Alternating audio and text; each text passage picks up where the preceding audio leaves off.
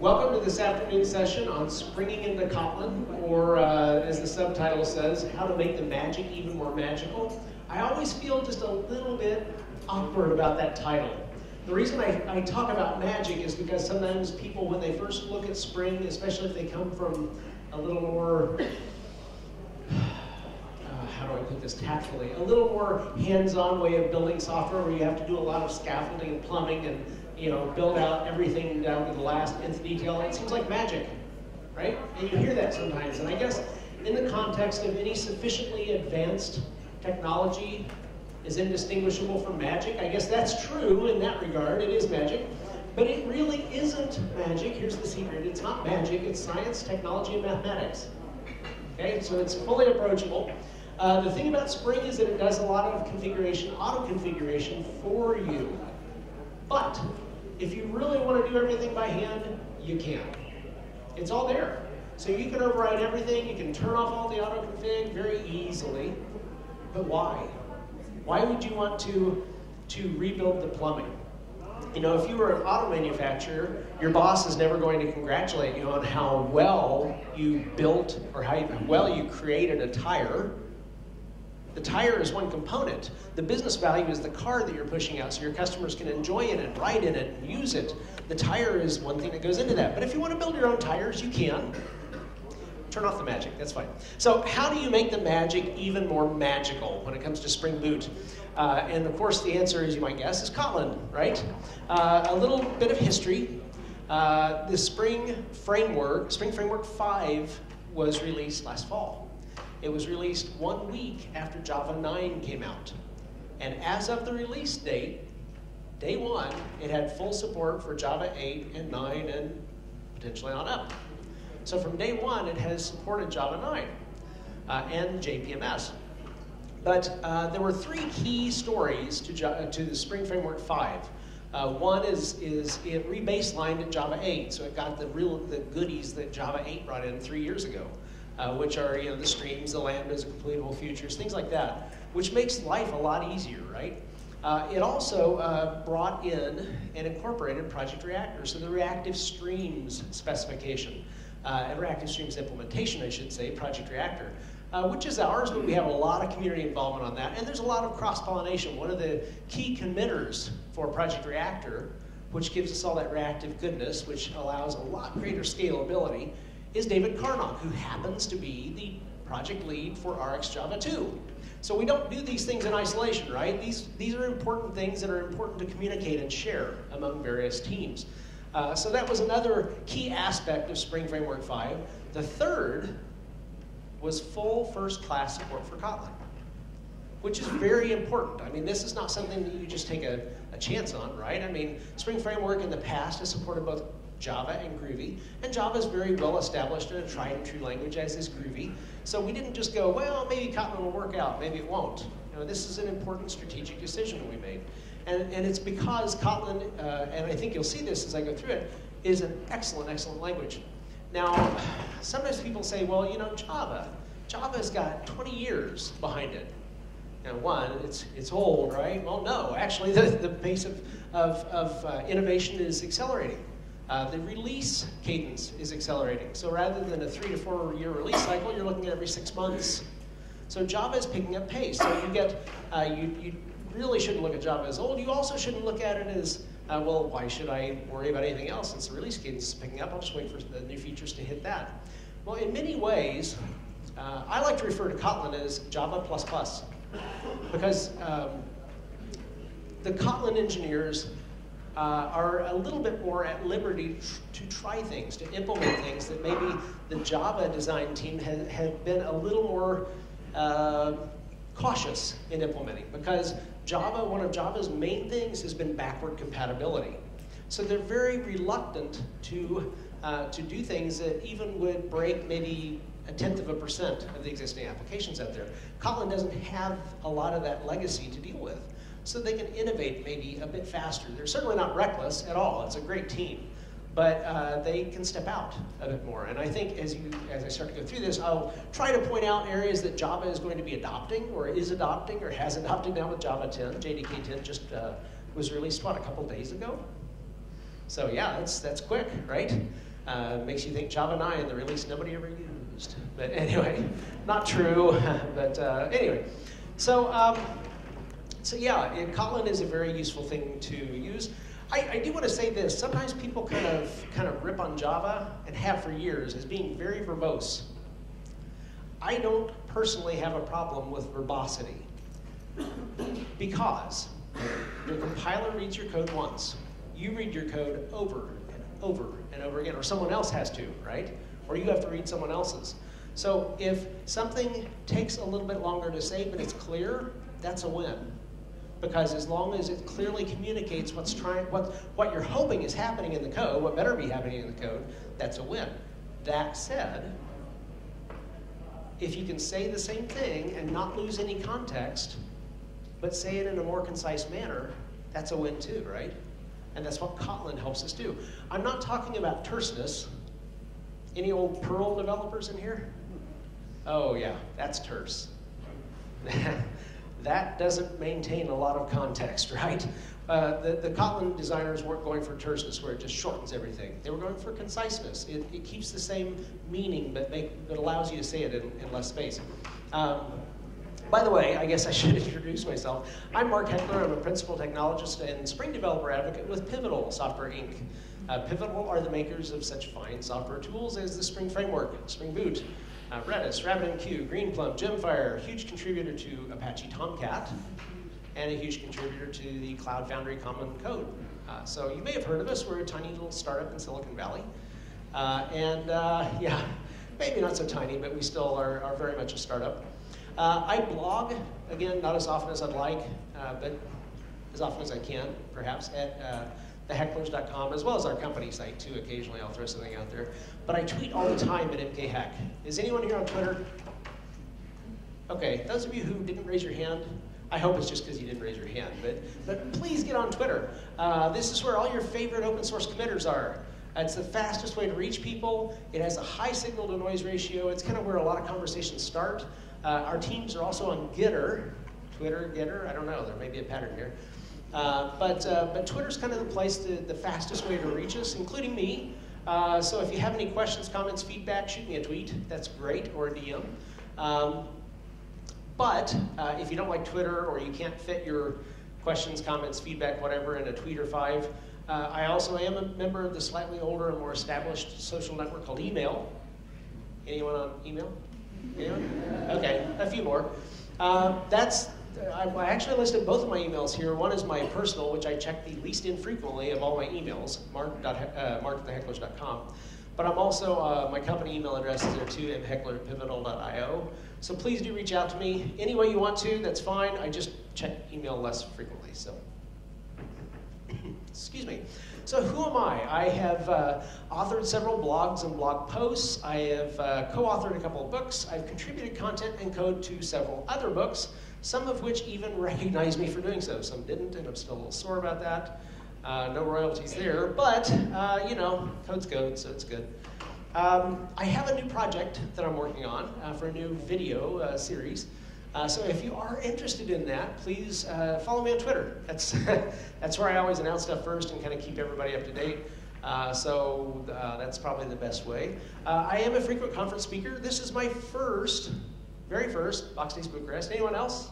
Any first-timers? Other first-timers? Yeah, awesome, right? This is so cool. I hope to see you again here. I hope you come back. I hope they let me come back. It's always nice to be invited, but it's even nicer to be invited back because that means I didn't mess anything up too badly, so that's good. Hopefully we'll see each other again here. I am a developer, and as you might guess from the next bullet point, where most of my expertise has been won, it's in the area of Java. I was recognized by my peers as a Java champion a couple of years ago for ongoing contributions to the greater Java community, which I try to do. I mean, it's important to give back, right? I think it's important to get, you know, we all need to learn and grow, but it's also important to give back to the community and grow that community because no person is an island. I am a seeker of a better way, as I've mentioned, as are you, or you wouldn't be here. And I do like to pursue efficiency and elegance, thus Kotlin, right? So what are the goals today? First, hopefully we'll answer the whys. Why switch from Java in the first place? Again, the release cadence is picking up. Why shouldn't we just wait for it to drop into Java? Well, you may miss something that you could use right now. Maybe Kotlin will do it a little bit differently than Java, and you'll like it better in Kotlin. What do we gain? Well, one thing that's really cool about Kotlin, and I try not to repeat myself a lot when I say this, but there are a lot of really cool aspects to Kotlin. But it's interoperable. It works really well with Java because they compile down to the same class. They run the same in the JVM, and you can mix and match. It works really well. I'll show you as we go through. It's kind of fun. Is it worth it? I think so, or I wouldn't have done the talk. Hopefully you'll think so too, but at least you'll have more information and you can make your own decisions.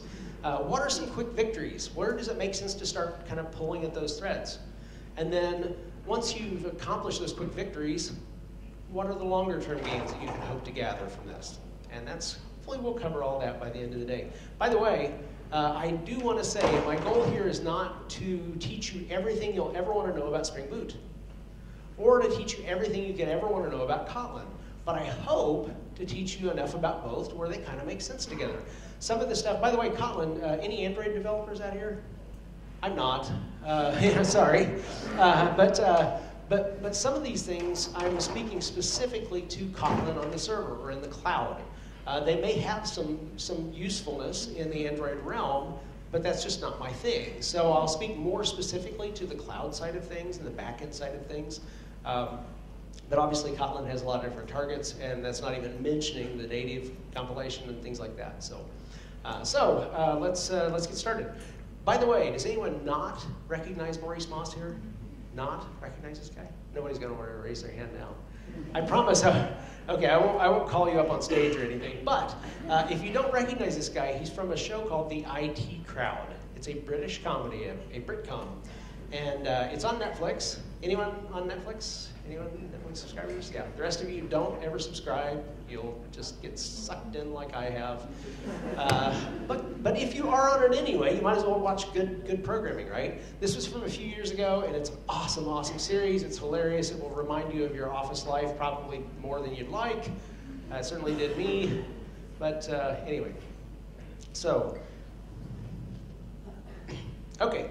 So let's get started. Let's go here to do that. All right. So if you can get started with a greenfield project, if your boss comes to you and says, I need this brand new project done, and you say, great, I'm going to do it in Kotlin, and he or she says, great, that's wonderful. That is super. But most of us don't have that luxury most of the time, right? And we have far more brownfield applications than we ever will have greenfield applications. So what I'd kind of like to do is build a fairly fast, build it quickly, a Java application, and then we'll take it over to Kotlin from using Spring Boot the whole way.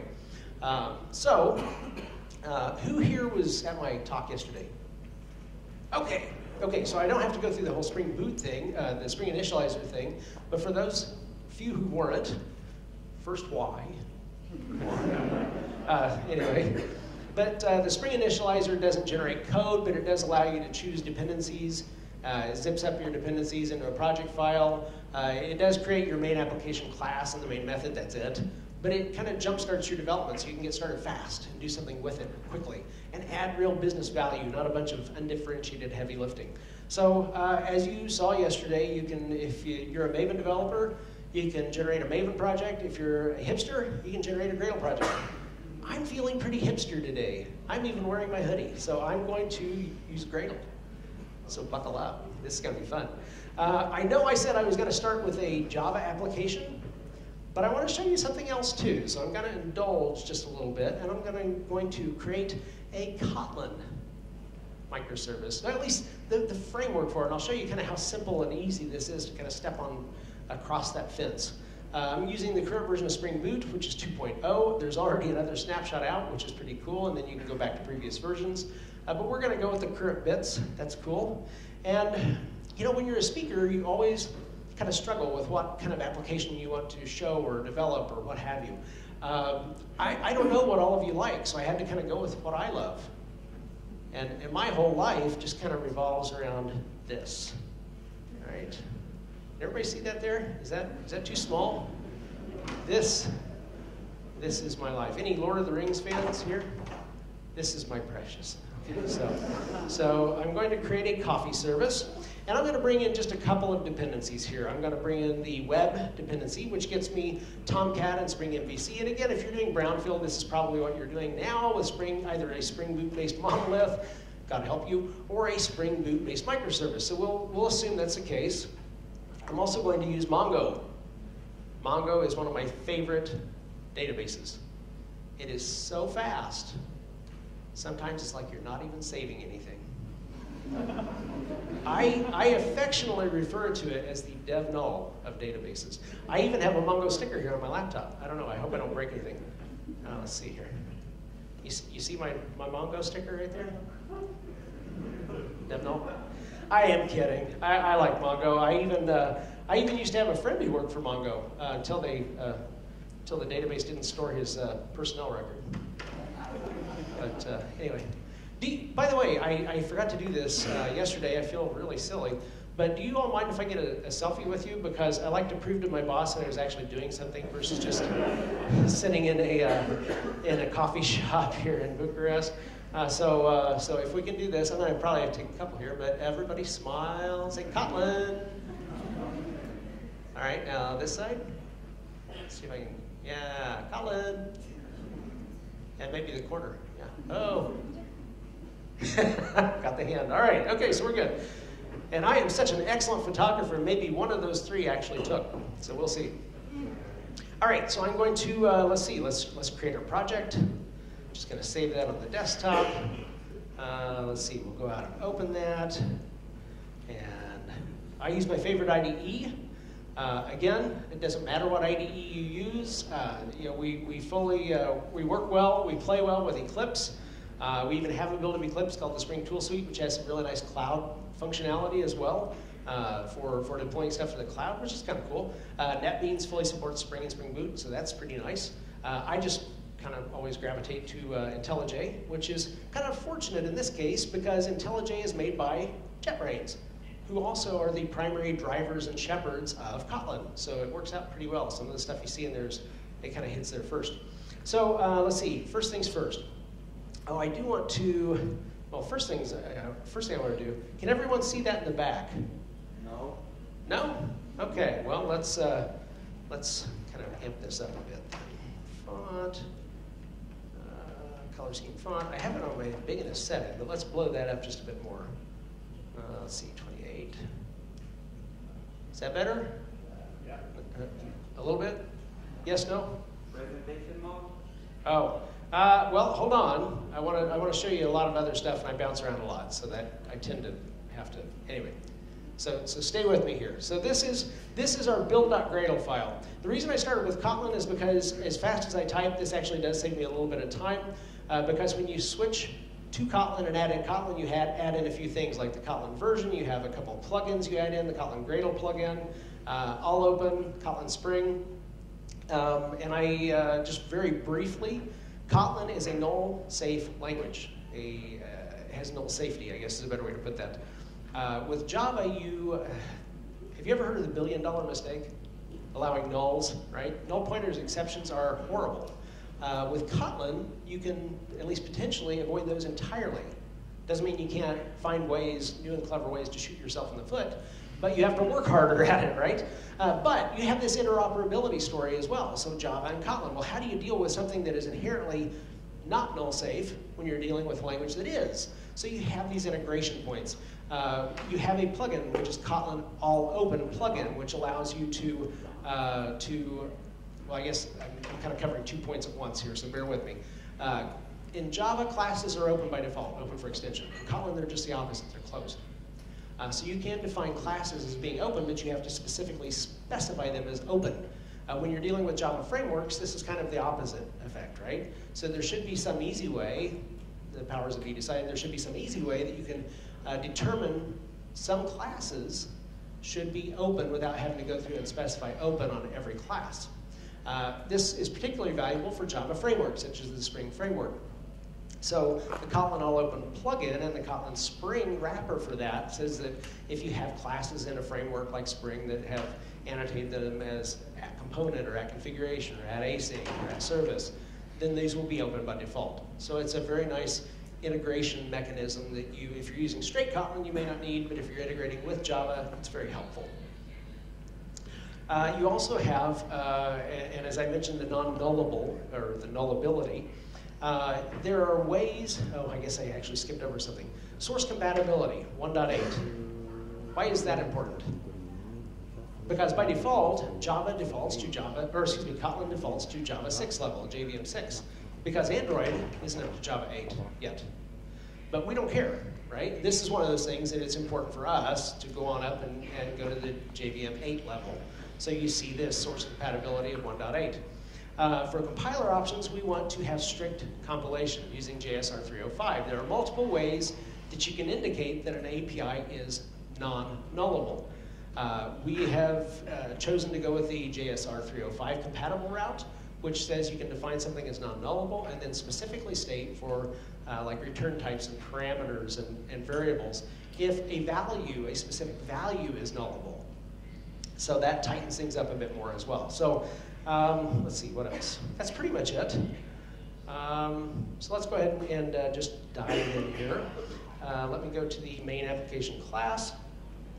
One practice that I think is very important to get into, one, I don't know they call it a best practice, but it's a good thing to do, is similar to how you have a main and a test corresponding tree structure. When you have Java and Kotlin coexisting in a project, you should have identical tree structures. So what I like to do just right off the bat is create a new package, which matches under the Java package, the same thing under Kotlin. So com.example.coffee service, and this simplifies life just a little bit. So the first thing I have here, if you notice, is my Kotlin main application class, the main method. So let's shake that up a bit. Watch very carefully. I'm going to take my Kotlin source code file that ends in .kt for Kotlin and change that to a .java.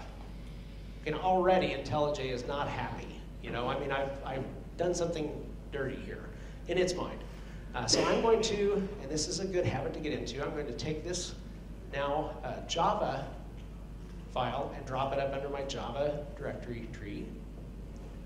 And then let's clean this up just a little bit. And again, this is kind of taking one step back so I can show you some things before we launch forward. But this is my Kotlin main method. I'm just going to get rid of that. And we'll just go ahead and recreate our Java, public static void main, spring application.run. This is our coffee service application.class. We pass the args. And that's mostly there. We do need to do a little bit of cleanup of our imports. With Kotlin, you aren't required to add semicolons. So that's the worst thing that catches me and trips me up is when I switch back and forth frequently, I add them where they're not needed, and I leave them off where they are. So occasionally this happens. So we'll just go ahead and clean that up, and just to make sure that we have no funny business going on, I'll run this, make sure it all runs properly as a Java application. Okay, so it's running. It doesn't do anything, but it's running. So how would we get started? Let's build, very quickly, let's build out our Java application, and let's convert it to Kotlin. So you'll get, hopefully, intimately acquainted with this.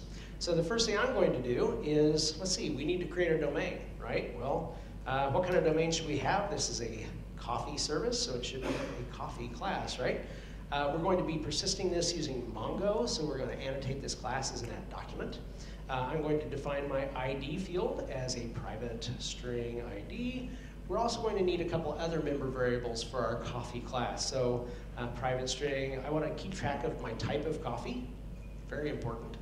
And then I'll have a code that I'll use to identify my coffee and maybe slugify the name of the coffee, if you will, so that I can provide other capabilities down the road, version 2.0 of our software. So what else will we need? Well, let's see, we'll probably need a constructor. We'll need a no-args constructor so we can marshal and unmarshal that. We'll also need a constructor with just our type parameter. Now, why just type? Because Spring Data Mongo, we want it to provide the ID for us, right? It'll create the ID when it persists the record, the document. But the code can be derived. So I'm just going to do this.code equals type type dot, yeah, sure, to lowercase, why not? And we'll replace any spaces that may be in the name of the coffee, the type of coffee, with a dash to kind of, again, slugify it, and that's good enough. What else do we need? We'll probably need some getters and setters. Getters and setters for everybody. We won't really want somebody to be able to set the ID, so we'll just, for the time being, just mark that to private. Same thing with type, we'll call that a private. And then code, once again, private. And then, let's see, what else? We want our equals and hash code, so we can do comparisons, right? Compare, contrast. And then, let's see, probably a toString, because why not? So, here is our domain class, right? And this is fairly simple, but there's quite a bit there, quite a bit to maintain. Now, Java has extra compile time libraries like Lombok, and I'm not against Lombok, but some organizations like them, some don't. So if you're in an organization that doesn't leverage Lombok, that's fine. But this is probably what you see a lot of right here, right? Only usually much longer, many more pages. But again, simplicity is good. We'll just go with it from there. So let's see, what's next? We'll want to create a repository. So a coffee repository. This is an interface. I'm going to extend an existing interface in Spring Data, CRUD repository for objects of type coffee and IDs of type string. String, there we go. Okay, now, this is a bit of the magic in Spring Boot, right? Because if you're used to a Java EE type of development environment or similar to that, you have to do a lot of things that just kind of get you ready to the point where you can save and retrieve data. Like entity managers, anyone? That's kind of a hassle. So with Spring Boot's autoconfig, which again you can turn off, but hear me out. If you extend an interface defined in Spring Data, and you, let's say for instance the CRUD repository interface, and you have a Mongo database driver in your class path, Spring Boot says, I'll bet you want to deal with Mongo. You want to save and retrieve stuff from Mongo. It's not really a stretch, right? So it auto-configures that for you. So it creates a repository bean. Very nice. If you don't like it, change it, configure it, tweak it, turn it off. But it's so nice. Now, that covers your 80 to 90% use case, because pretty much everyone's going to want to be able to find all, or delete all, or get a count of all documents in their data store, or to retrieve based on an ID, which we've annotated right here, right? So find by ID, or delete by ID. But it doesn't know all of the potential use cases that everybody would have, so there should be some way to extend this, right? To customize this for our needs. Well, there is. Because with Spring Boot's autoconfig and Spring Data, you can actually add in a method signature, and as long as it follows certain conventions, Spring Data can figure this out. So I want to return a particular coffee when I find by a type that I'll supply, string type, right? And that's enough. You can also, for instance, if you're using JPA or something, you can do an @query. You can use JPQL or Spring Expression Language, or even flat out straight SQL if you're using, for instance, SQL data stores. But this, many times, is enough, and it's enough for what we need. So we'll just leave it there. So now, what else? Let's go here, and we'll need a controller. Because we've defined our interface internally, let's define it externally, right? So let's create a coffee controller. Oh yeah, I'm getting ahead of myself. Ooh, so exciting. REST controller and request mapping, and we'll expose everything starting with the endpoint coffees. We'll inject, first of all, our coffee repository, and let's get started on our API, right? So what do we want to do? We'll want to do a get mapping and retrieve from our coffees endpoint all of our coffees. So public iterable coffee, right? Get all coffees. Return repo.find all. Very simple. Easy, easy, straight pass through. Next, we'll probably want to retrieve a coffee by its ID. So here, public coffee, get coffee by ID. We will use a path variable to provide that. String ID, return repo.find by ID, passing the ID. And actually, we need to make that optional, because if you go here and look in our API in Spring Data, we're returning an optional of type T, or of T, so it's an optional of type coffee in our case. And here's where I think we need to provide a little more functionality, right? We need to search. So, for instance, are there any Starbucks fans here? No, not at all. I make it a point never to walk past a coffee shop, Starbucks or otherwise, if at all possible. If they're closed, it gets a little dicey because then they don't like it when you break in.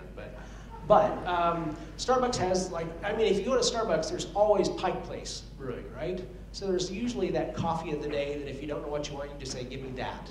And pretty much every coffee shop has something similar. So we will allow somebody to be able to search on a coffee type, their name, but if that doesn't come back with something or they don't specify, we should provide a kind of a default, right? So let's see, we'll do a public coffee get, we'll call this search by type, not tripe. Okay, we'll use a request parameter, and we actually don't want to require that. We should be able to, again, provide a default if they don't provide a value. So string type, return, repo, dot, and remember, we defined a find by type. So now it shows up, it's accessible for us. So we'll pass that, and that's okay, but then again, what if they don't provide a type? So we probably should do a little bit of null checking, right? If type equals null, then do something, else do something else. In this case, this, right?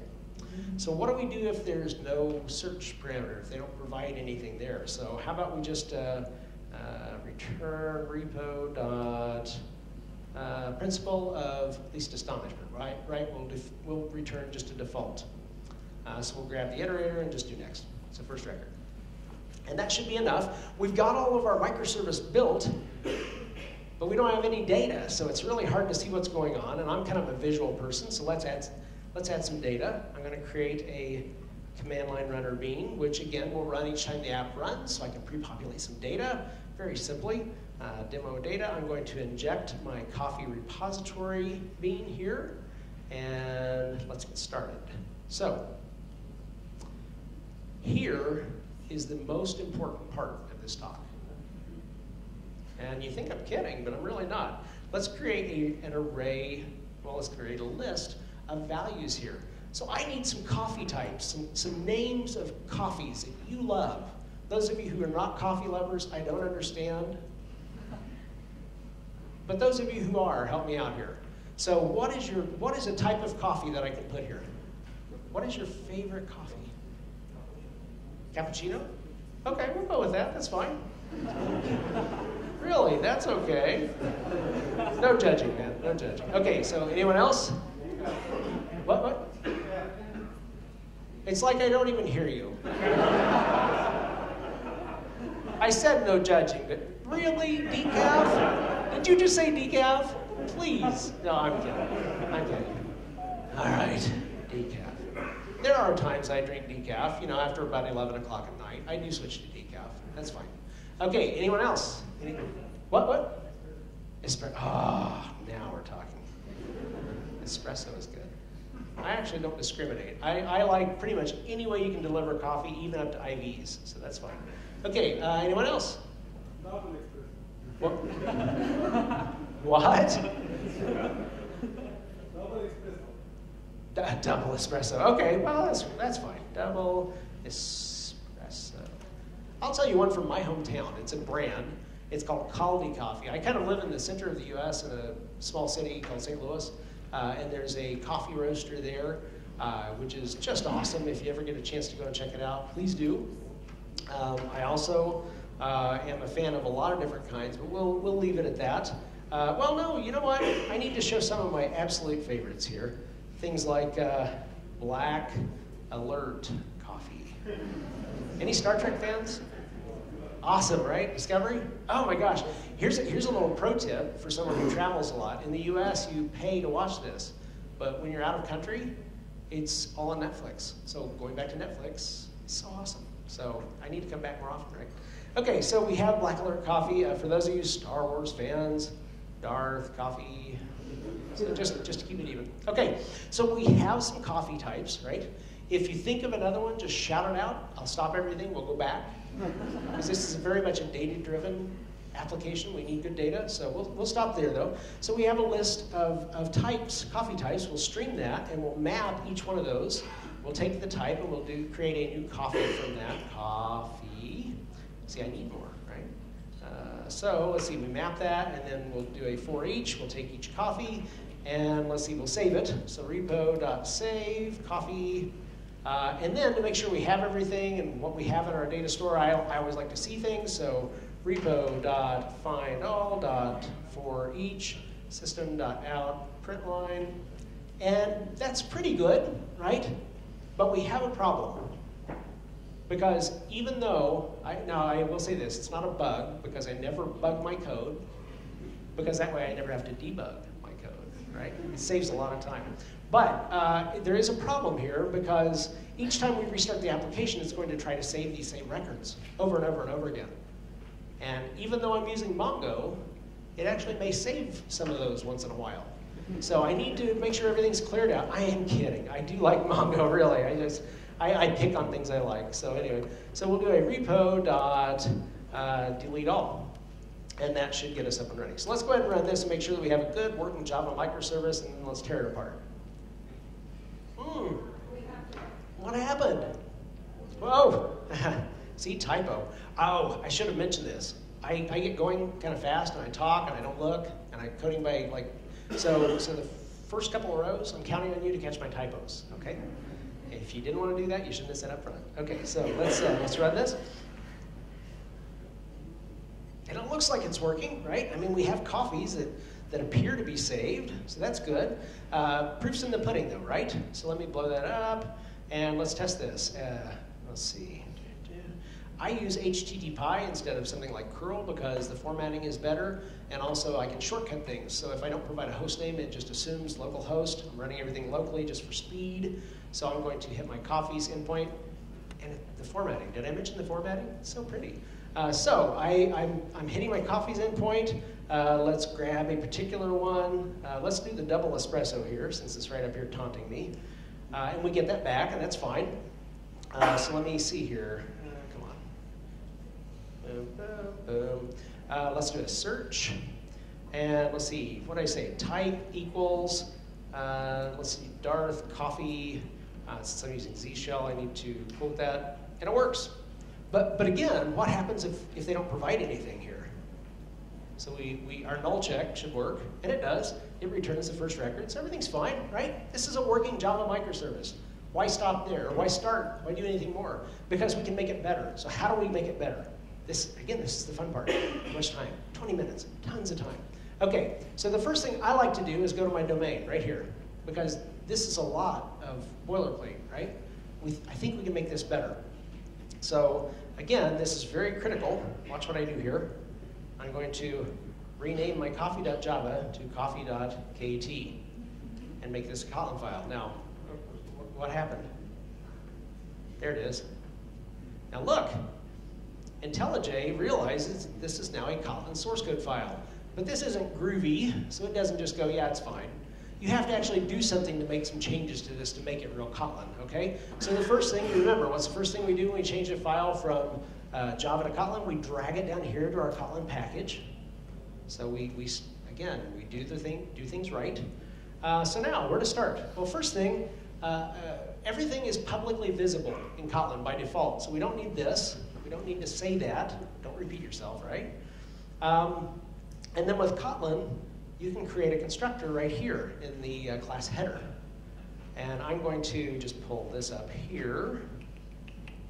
I'm going to comment that. So let's start building this out. So let's take our ID up here.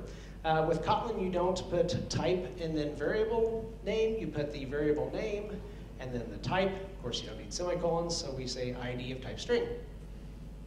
Kind of makes sense. And then I'm going to bring up my type, which is also of type string. String. And this is almost there, right? And as I mentioned earlier, Kotlin is type safe. It has null safety. So if you say that something is a string, it is a string, by gosh. It can't have a null value. What happens if you do want to allow a null value? Well, you just add this, a question mark. So it may be a string or it may be a null. You don't know. But you're actually specifying it, right? There's no guessing. You're saying it could be a null or it could not. This is as much information as I can provide. So that's not bad. We're going to say that potentially could be nullable. I'm also going to, just out of the gate, say that I'm going to assign it a default value. If none is provided, I'm going to make it null. Because, again, I don't care. Initially, I'm going to have Mongo assign that ID. It's sort of like a Java final variable. You can assign to it once and you're done. But I'm setting that default that just as kind of a practice, a best practice. And then here, of course, I don't want to make this nullable at all in any way, shape, or form. I'm going to assign a default value to this of any old coffee. So of course, we never want to hit that, right? We don't want just any old coffee in our system, but at least it would be fine. Now, I haven't done a couple of things here. One, I haven't specified whether these are values or variables. Now, if you put this, you can potentially update that. So it's like you have getters and setters both. Or you can make this a value, which again, you can assign to once, that's it. This exposes this as a property. It's no longer just a parameter to your constructor, it's a property. So similar to how Java has member variables, getters, and setters, Kotlin exposes properties for reading and for setting. And again, here we're going to make this also, a val. Now, another cool thing about Kotlin is that when you put your primary constructor up in the header like this, you can just get rid of your constructor keyword. So it's very nice and concise, right? This is just the beginning. With Java, you know how you typically have multiple constructors with multiple different parameters. And you may have a constructor with no parameters, and 1 parameter, and 2, and 10, and 20, and what have you. And that's kind of essential in Java. Well, between the ability to assign default values and things like that, you can simplify that in most cases in Kotlin to just a single primary constructor. But you can define secondaries as well. So we can immediately get rid of this, right? And I'm going to keep this code here because I actually do want to come back to this in a moment. But that's okay. So we've already discussed how these are properties now. We have an ID property. We have a type property. Since we've set them as vals, we have getters effectively, I should say. But certainly we can't set them once the object is created. But we can get rid of all of this noise. No longer needed. Boy, you know, that leaves this really ugly equals and hash code and toString. Wouldn't it be cool if there was some way to get rid of that too? And there is. It's called a data class, the concept of a data class. This is similar to if you were here yesterday and you saw the @data annotation for Lombok. So that gets you goodies like your equals, your hash code, your toString, a copy operator, so you can copy and only override the values of particular properties that you want to change. Otherwise, it just copies the existing ones. So it gives you a lot of capabilities just kind of out of the box, which is, again, pretty sweet. So it gives us our equals. We don't have to do this.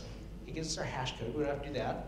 Now, what if you want to override one of the methods that are provided by the data class implementation? Well, you can do that too. So let's do that.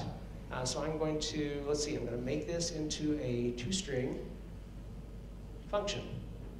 Kotlin doesn't, this is kind of a little tongue-in-cheek here, but they don't have methods, they have functions. And the keyword for function is fun, so everything is fun in Kotlin, right? So we're going to create a fun, and of course, since we already have an implementation of a toString, we're going to have to override that, but it's very simply done, right? And this is where things, I think, get a lot more interesting very quickly. So this kind of monstrosity is something you see a lot in toStrings in Java, but Kotlin has string templates, so let's just clean this up just a bit. Let's bring this up. And instead of having to embed in this kind of concatenated string monstrosity, we just reference this as a $IDs, which pulls in the value of our ID. And then let's bring this up. Same thing with type, $type. And then we'll bring up code, same thing. And of course, I don't have code defined yet, so it's still going to be red. And it's going to kind of bark at me a little bit here. And get rid of the semicolon. And that's not bad. That's certainly much better than what we had to look at. But when you have a single statement in Kotlin in a method, you can just do a direct assignment. So we'll go here, and we'll assign that directly to our function. Which also brings me to the next thing. You see this? Type inference. Kotlin has type inference. So you can specify the return type. specifically, whoops, let's see, you can say, hey, this is going to return a string. But in most cases, type inference kicks in and it does really a commendable job, so which further shortens your code. Now, what about, speaking of code, what about our code property? Because so far I've kind of passed over that. Kotlin usually offers you several ways you can do pretty much anything, which is kind of nice. For instance, if you want to, you can create what's called an extension function. Now, this is a bit unorthodox for what I'm going to show you, because typically extension functions are used to extend classes that are closed. So if you want to extend the capabilities of the string class, you don't have access to go in and change the code of the string class, so you create an extension function, something like fun string dot do something equals, and then you reference the string, in particular that particular instance of it, this dot, let's say length. So you can do that. That's an extension function. We can do the same thing here with our coffee class. Define code equals, let's see, let me clean that up. Equals, and of course it references the type property, 2 lowercase replace, get rid of the semicolon, and that's legal, but again, you have the code right in front of you for coffee, so you can actually write the code into your coffee class. So that, again, that is a little bit unorthodox, so let's go up and do it in a way that I would probably do it, which is just to, actually we'll just make a val code, and we'll set that. So, there you go, nice and tight and neat. Now, if you didn't have to do anything else, if you didn't want to override the toString, if you didn't have a derived value property, you can just do that. You don't even have to put the brackets on it. It's so clean, it's so concise, and it keeps all the meaning, which is pretty sweet. So let's go on. What else? 11 minutes, that's, again, tons of time. I just want to make sure I don't get you out of here late, because I know coffee waits, and hey, I hear you. So I do want to test this, though, and make sure, again, make sure this all works. The one thing that will change, because when you have these interaction points with Java and Kotlin, sometimes, especially when it comes to constructors, you have a little bit of a disconnect, because Java, again, typically expects you to have a constructor for each different number of parameters. We've specified that we'll always have a couple of parameters here. So when we create our sample data, we're only providing one, and of course it's telling us that. For now, I'm just going to pass in a null value. Hopefully this will run. Of course it will. I don't bug my code again. And it works very much the same as it did before. So if we go out and just quickly double check coffees, grab Darth Coffee here, and then if we do a search, slurch, type equals Darth Coffee. Okay, so no regressions, right? We know that it's working, and we've already gotten rid of a ton of code just in a single class. So where do we go from here? How do we top that? Well, the next thing I usually like to do is go with a nice small class like a coffee repository. This is pretty simple, pretty short. Let me show you something that'll probably blow your mind if you haven't already found it. You go under code, and you go down here. You see that? Convert Java file to Kotlin file. I have no doubt that this will eventually wind up in Eclipse and NetBeans as well. For right now, it's just a really nice capability within IntelliJ, I think. As far as I know, it hasn't been implemented in the others yet. But certainly, I expect it. So let's give it a shot, right? How bad can it be? So let's convert this, and it does a pretty respectable job. You can see that it did convert it. It's now perceived as a coffee repository interface, a Kotlin interface, I should say. And we'll drag this down. We'll move it. Everything would work, should work, will work. We know it'll work, so I'm not going to spend the time to go ahead and rerun it. We'll test it at the end. Big bang testing, what can go wrong, right? All right, so the next thing I like to do is go back to my controller. This is a little more complex. I mean, we've got a little more going on here, right? Not a ton, but enough. Let's try it. So let's convert this Java file to a Kotlin file, and of course it tells me some code in the rest of your project may require corrections. Do you want to find such code and correct it too? Sure, why not? So let's do that. And let's grab it here. Again, it's now reading as a Kotlin file. We'll drag it down. And let's roll up our sleeves and get busy. Here is where you start to see some strange stuff creep in, right? This isn't horrible. It's not like it's completely off the charts. I just find it a little jarring that they've made my get for my all coffees endpoint into a val. It seems rather odd, especially when everything else converted to funs, and I like fun as much as the next person. So let's make them all fun, right? But we'll come back to that. First I want to clean this up just a little bit. So again, this is a single expression. Let's see, oh, I will mention that here shortly. I'll cover that in a minute. I don't need to get ahead of myself. So I'm going to do a direct assignment, get rid of that, cleans it up a bit. Again, we can use type inference. This is an optional coffee. There we go. Now, some of you with very sharp eyes will see that I now have an exclamation point after coffee. That's not just because it loves coffee too, right? Although it probably does. But this is an indicator that this is a platform type. So we know if we go to our repo code, it returns an optional of type T. This is a Java class defined in a Java framework. So it's referred to as a platform type because Kotlin says, I can't definitively say whether this is nullable or not. So I will put this little indicator on there to let you know that, hey, you kind of need to pay attention to this. So you can't specify it directly, but again, type inference works pretty well. This serves our needs, so we'll roll on. Here we've got our search by type. So once again, I'm going to use type inference first. We'll just kill that. Equals, actually I want to just roll this into one. So, in Java, even the lowly if statement is a statement, right? So things like if, else, while, do, things like that. For, these are all statements. They return no values. They're keywords. In Kotlin, they're expressions. So what does that mean? They can return a value. You can do a direct assignment from an if statement, which is really kind of cool. It tightens your code up more than you would probably expect at first glance. So we're going to say if type equals null, do these things. And of course, this isn't unique to Kotlin, but since we just have single expressions here, I'm going to go ahead and just clear this out. Get rid of that, get rid of that. That cleans that up a bit, right? But we can do a little bit better. So we're doing just a basic null check here because it brought it over from Java. Kotlin does have an is null or empty or is null or blank operator, which is nice because this allows us to not just check to see if it's a null value or no value, but maybe a null string, a zero length string. Because either way, we want to provide some kind of default like Pike Place, default coffee value. So the logic for us is the same. If it's null or if it's empty, just grab the first coffee. But if they specify a type, look for it. Now here is a little gotcha, and I've actually spoken with the Kotlin engineers about this because Kotlin has what they call smart casts, which are awesome.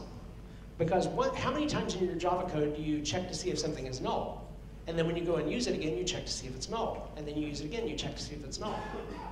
Which is crazy, because you've already checked it once.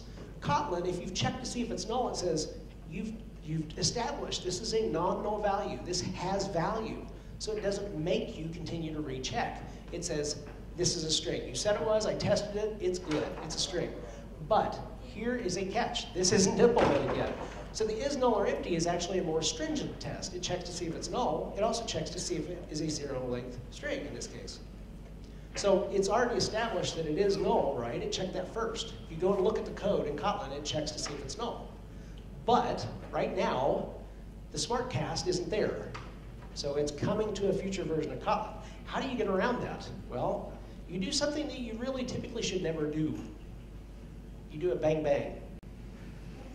And when you put 2 exclamation points in there, or the bang bang operator, it's like, shut up, sit down and color. I've tested this. I know it's not null. Trust me. Typically, you don't ever want to do that because you want to lean on your tools to verify and validate. But in this case, we know, and at some point, again, the Kotlin compiler will catch up and everything will be fine. So the other thing we can do here is we have a request parameter. We specify it to be false. In Kotlin, of course, we can also specify that it's a nullable parameter, which seems a little redundant. So wouldn't it be cool if we could just get rid of that required equals false, because we kind of have that covered here with the string question mark, and we can. So that tightens that up a bit. Let's go up and fix this, this abomination. I'm going to change this from a value to a function. And we'll do a direct assignment. I'm going to just grab that, move that, and let's see. There we go. So we're good. So that should work. Again, since actually we're closer on time than I realized, so I'm going to go to our main application class now, and we'll just wholesale convert that as well. And I'll show you really where things can kind of go off the tracks. So convert Java file to Kotlin, absolutely. And then we'll move this down, and we'll refactor. And this leaves us kind of a mess, right? So we've got a couple things to deal with first. Here is first our main application class, and then we have this ugly monstrosity. And this is technically correct, but it's a little bit overkill because we're not, I mean, this is our last thing we're converting to Kotlin, right? We're not having to run this from Java. This is a Kotlin main application class. So we can get rid of this and this. I'm going to go ahead and just close off our Spring application class up here. Kotlin has the concept of top-level functions. So we don't need to put that in our main application class.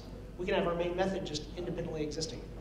So that's pretty good. This is still idiomatic Java, so I'm going to change this to an idiomatic Kotlin run application for, again, type of application is the coffee service application, pass in args.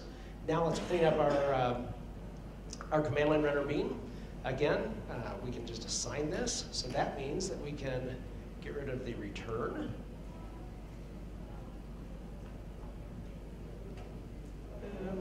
Okay, reformat that a bit, and we can clean this up because instead of going through some of these hoops, we can use the Kotlin list of method, function, excuse me, and then it automatically converts to string, so we don't have to manually stream that. This is kind of nice. With Kotlin lambdas, let's see, where to even start? Well, one, we're only going to provide one parameter here. So type is our type. We have named parameters, so we can say type equals type. We also can just say it for our single parameter, our lambda. And of course, if we're going to go that far, we might as well just eliminate this, because if you don't specify a name for it, Kotlin says, hey, that's your single parameter coming in your lambda. So that makes it nice and tight with a name parameter and a single parameter, or name parameter for our coffee constructor and a single parameter for our lambda. Same thing with for each. Whoops, let's see. That actually, yeah, we can get rid of our coffee parameter because it's assumed to be it. And of course, I just happened to typo there. So let me save the front row. And then here we can clean this up because, again, this is a little bit of extra verbiage. So now we should be good to go. Much cleaner, right? Much, much, much nicer. So let's run this. Wow, we're out of time. So let me test this really quickly and I'll come back. This looks like it works. That's always a good start. So let's see, go to coffees. Coffees works. Let's grab our double espresso right off the top. Sounds delightful right now, by the way. Search, type equals, let's see, double, oh, I can't do that. I have to do the whole thing. Espresso, and close that. Thank you, Z shell. But it works. Oh, what happens if we leave this off? It still works. Now, what happens if we do this? Because now in Kotlin, we've checked is null or empty. So this also works. It's a little bit of extra capability for not any extra charge. So let me go back really quickly and go to the last couple of slides, because I was asked earlier, is this code available? Is the presentation available? Yes, it is. It's recursive. So if you go to the link at the top for the repo, it actually has a link to the slides on SpeakerDeck, or you can go to the link on SpeakerDeck and then go and find the repo from that too. Spring.io is where you go for all the Spring Boot-based information, as well as much, much more. And then a couple of really cool Kotlin links, kotlinlang.org and kotlin.link, which has access to our list, Kotlin conferences and events and all that as well. So with that, I would sign off by saying, if you have a chance to come to the US in September, join us for Spring One Platform, because we actually dive deep on a lot of stuff like this and much, much more. So if you can, there's a discount code. Come see me. And thanks for coming today.